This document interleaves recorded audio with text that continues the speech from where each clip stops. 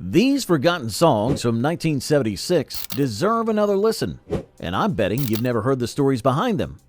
Let's get started.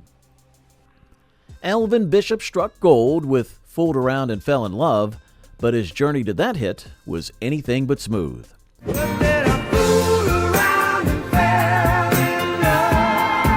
Born in California and raised in Iowa, Bishop immersed himself in Chicago's gritty blues scene in the early 1960s, learning directly from Muddy Waters and Little Smoky Smothers. He caused quite a stir when he joined the Paul Butterfield Blues Band as one of the first white musicians in Chicago's predominantly black blues circuit, facing both praise and criticism for his role in blues evolution. What many don't know is that Bishop doesn't actually sing the lead vocals on Fooled Around and Fell in Love. Mickey Thomas, who later joined Jefferson Starship, provided the signature vocals while Bishop focused on his masterful guitar work.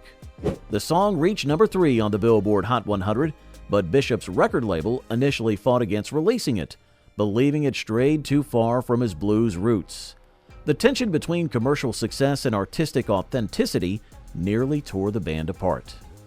Bishop once revealed that the song's iconic guitar solo was recorded in just one take, completely improvised after a heated argument with his producer. He claims he was so angry that he just wanted to get it over with, but that raw emotion created the perfect sound they were seeking. Tavares brought Heaven Must Be Missing an Angel to life during a time of significant racial tension in the music industry.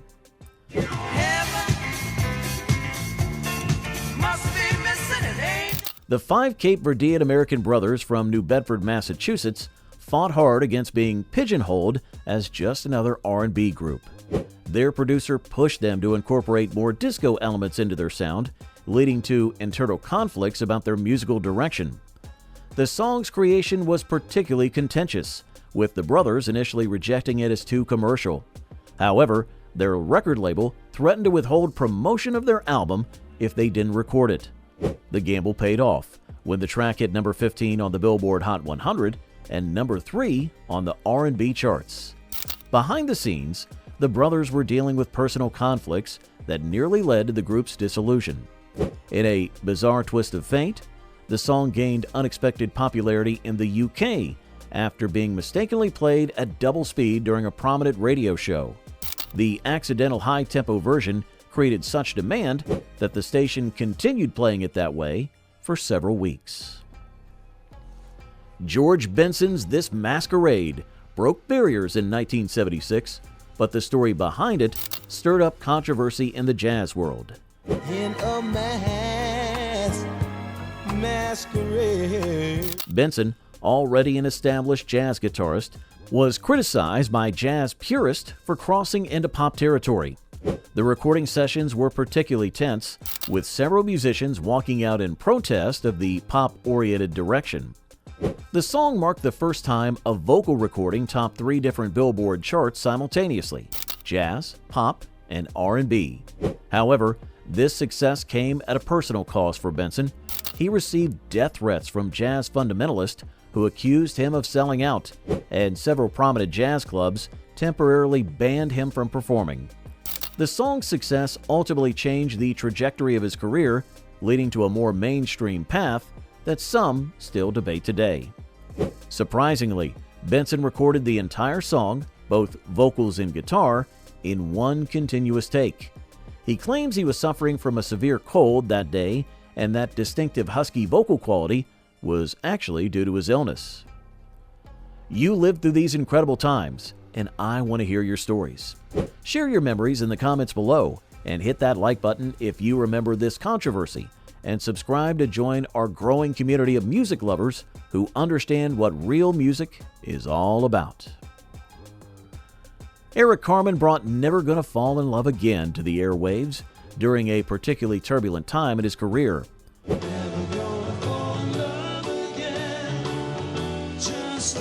Fresh from the breakup of the Raspberries, Carmen was battling severe depression and a costly lawsuit with his former bandmates. The song, based on Rachmaninoff's Symphony No. 2, sparked a heated debate about the appropriation of classical music in pop, with classical purists condemning Carmen's adaptation. Behind the scenes, Carmen was facing immense pressure from his record label to create a more commercial sound. The recording sessions were marked by intense arguments about the orchestral arrangements, with Carmen insisting on staying true to Rachmaninoff's original emotional depth. The producer reportedly stormed out of the studio multiple times, leading to delays that nearly derailed the entire project.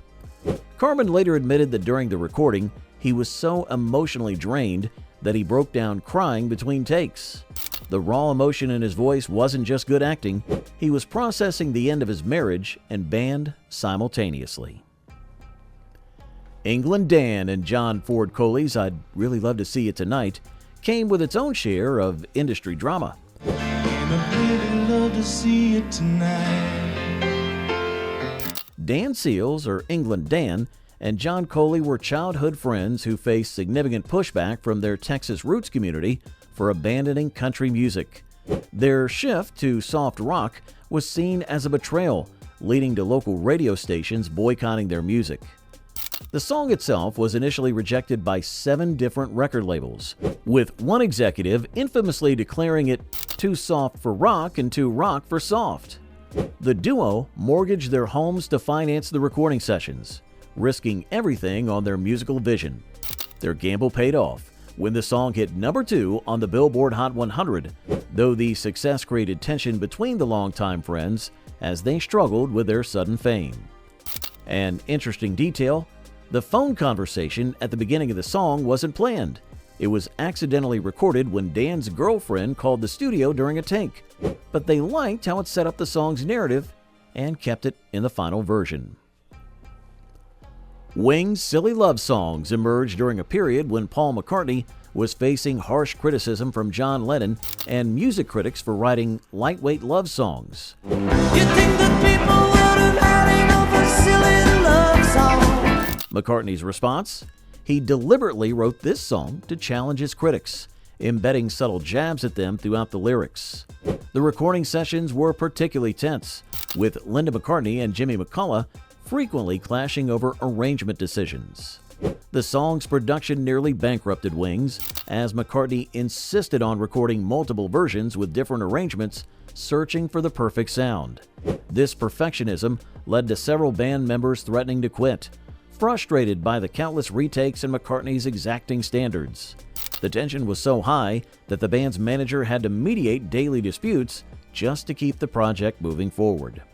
Few fans know that the distinctive bass line was actually played on 2 different bass guitars simultaneously, with McCartney and another bassist playing in perfect sync.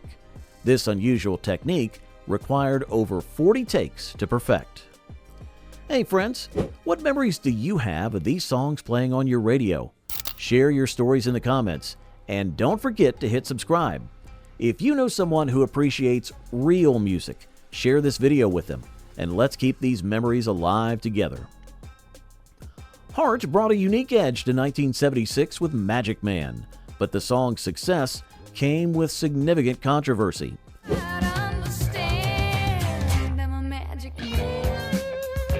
The Wilson sisters faced rampant sexism in the industry, with male executives and critics frequently attributing their success to their looks rather than their talent.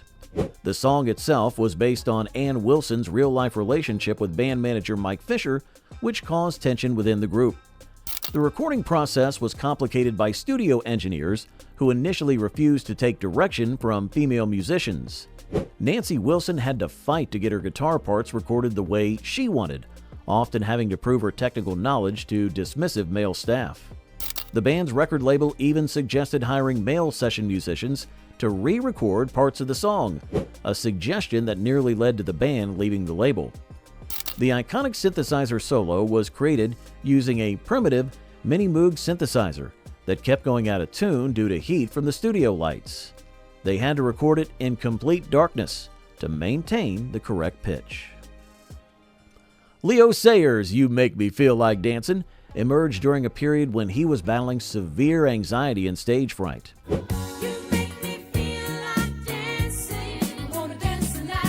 The energetic disco hit masked a darker reality. Sayer was taking heavy medication to manage his panic attacks during performances.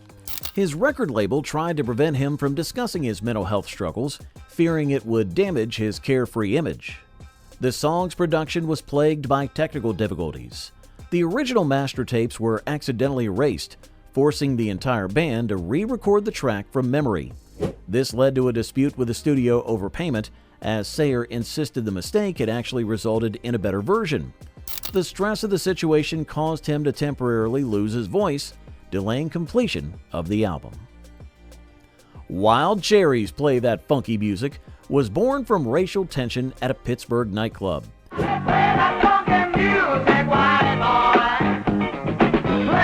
The all-white rock band was struggling to connect with predominantly black audiences when someone shouted, "Play that funky music, white boy." Rather than taking offense, lead singer Rob Parisi turned the moment into a hit.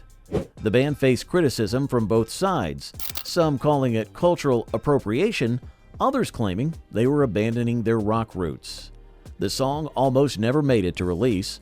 Multiple record labels rejected it, claiming it was too rock for R&B stations and too funky for rock stations.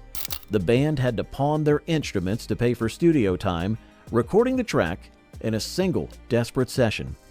Their producer initially buried the track as a B-side, believing it would never get airplay, and the band's own manager advised against releasing it. A little-known fact, the iconic guitar riff was actually a mistake.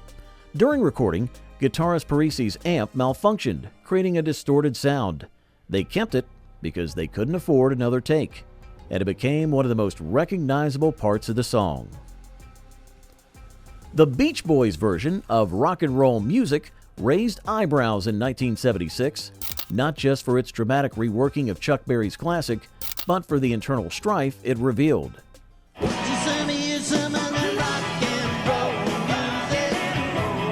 Brian Wilson was barely involved in the recording, dealing with personal struggles, while Mike Love pushed for a more commercial sound.